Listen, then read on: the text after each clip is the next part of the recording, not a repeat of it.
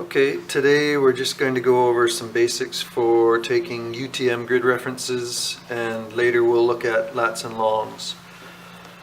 So the scenario could be that we're going to go to this location on McPhee Creek to take a water sample, and we need to tell someone exactly where that place is.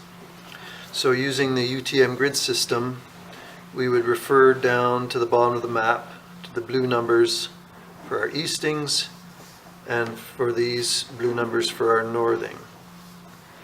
So it's a fairly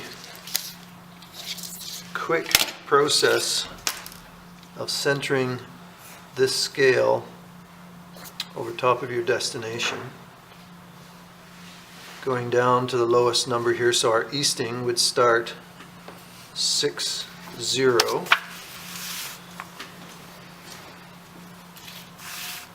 And we continue on to this point here, 1, 2, 3, 4, 5, 6, 7, 8, 6, 0, 8 be our easting. I'll just write the E underneath there so you remember what that is, but normally we wouldn't include that. And then for our northing, we look up these numbers. We have 6, 1, 6, 2, so we write 6, 2.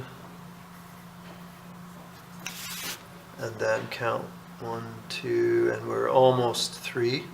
So we would have a northing of 6, 2, 3. And not sure if the camera can see that, but in the case where the blue grid line runs between the two graduations on your scale, you would include that half, that point falling in between, as a 5. If that were the case, you might have a 5 here in brackets, but in our situation we actually don't, so I'll get rid of that. So your UTM grid coordinate for that location on the creek, you would just read as 608, 623. Okay, so typically if we're writing a truncated grid reference like this, it would just be 6 numbers found side by side like that, and you just have to recognize that the first number is the easting, the second number is your northing, and we want to sometimes expand those numbers into a full UTM grid reference to be used with a GPS unit or for other purposes. So we have to recognize that that easting is incomplete without the rest of the numbers down here. So this point that we found on our map is actually 460,000 meters east. So we have to have a 4 in front of that. And then we keep our 8 and we add 2 zeros at the end to reflect the full easting. And we should always note our zone.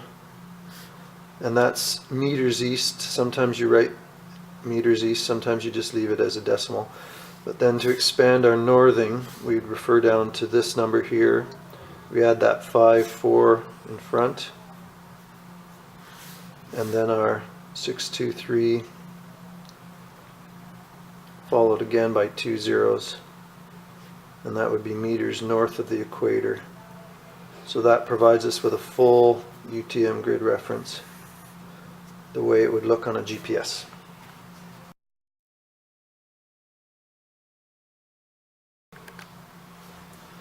Okay, now let's do latitude and longitude for the same point on our map. This point where the creek crosses our little mark there. So latitude, if you can remember, is going to be a northing because the rungs of a ladder allow us to climb up and they're all parallel. So latitude goes up and longitude in our hemisphere goes west across to the left. So we'll start with our latitude and we'll measure from the edge of the green on the map up to our point and transfer that over. So in this case I get 13.7 millimeters Transfer that over to the map, and remember there's little hatch marks on the corners of your map that you can line your rulers up with. 13.7 takes us there. So we would start with our degrees. So our latitude will be 49 degrees, 15 minutes to here, 16, 17, 18 minutes. And now we have to figure out how many seconds into the next bar of latitude we are. So we can eyeball it. This appears to be roughly 2/3 of the way from here to here. So we could estimate it at 2/3 of 1 minute, which would be 40 seconds. Just as an eyeball, or we can measure more accurately. If we measure 1 bar of latitude, we see that it's 37 millimeters.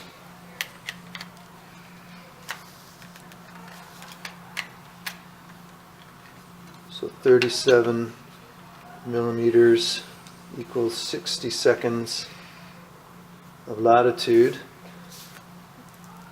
But we have 25 and a half. So 25.5 millimeters equals X seconds.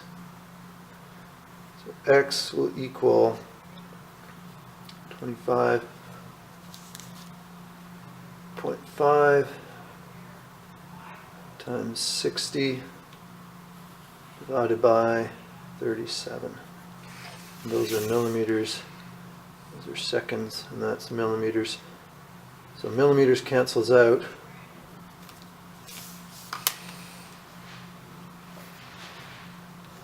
I don't have enough light in here for that.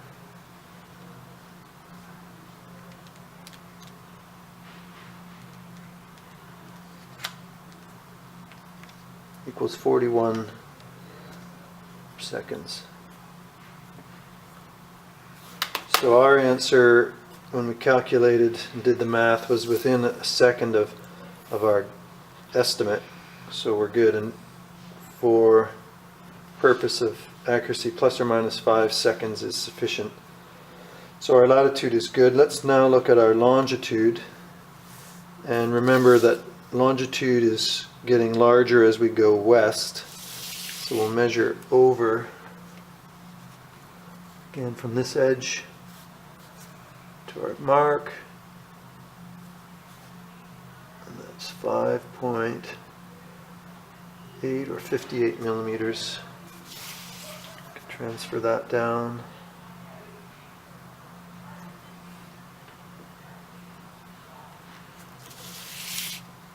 So during our longitude, we have to remember to pull the degrees from the right side, not from the left side of the map, because the left side of the map starts at 118 degrees. We're starting here at 117 degrees. And then for minutes, we start at 30, 31, 32. 32 minutes, and now we have to estimate how far across this bar of longitude we are. And the easiest technique that I use is I just try to estimate where half would be. That would be 30 seconds, and we're a little shy of half. That would be 15 seconds. So I'm going to estimate probably 23, maybe 22 seconds.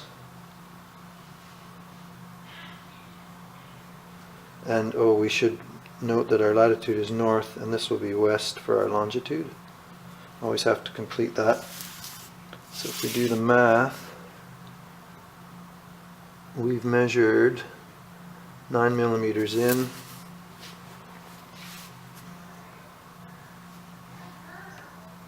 And we want to figure out how many seconds 9 millimeters represents. So we need to measure the whole bar of longitude, and it's 24 millimeters. And that'll equal 60 seconds of longitude. This is solving for x. X equals 9 times 60 divided by 24 equals 22.5 seconds, which I would round to 23 seconds. And so if we compare that to our estimate, again, we're within 1 second. So both answers agree with each other, which is good news.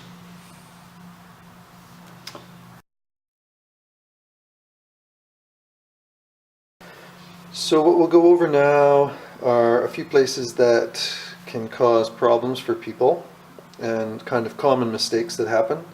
The first one is we need to remember that the blue numbers along the side of the map refer only to the blue UTM grid. So these numbers should not be confused with the black numbers, which are specific to the latitude and the longitude. So when you're doing lats and longs, you have to completely ignore this blue grid because it actually is not parallel. It's rarely parallel with the edge of your map, which means the blue grid and your lats and longs are independent of each other. So one thing that can help people, because sometimes people get confused as to which bar of longitude or which bar of latitude they're in, is simply to write the numbers on the map, because the map only provides every 5th minute of latitude.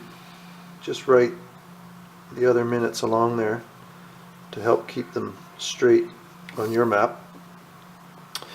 Another, when we're doing lats and longs, one of the common mistakes is rather than, so if we're measuring latitude, we have to measure up to our location, but what commonly people will do is try to mark latitude by holding their ruler horizontally and putting a tick mark here, which can work if you're close to the edge of the map, but the further you get into the center of the map, the more that a slight movement of the ruler can really affect where that tick mark on the edge of your map ends up. So it's critical that you measure up to that point and transfer that measurement.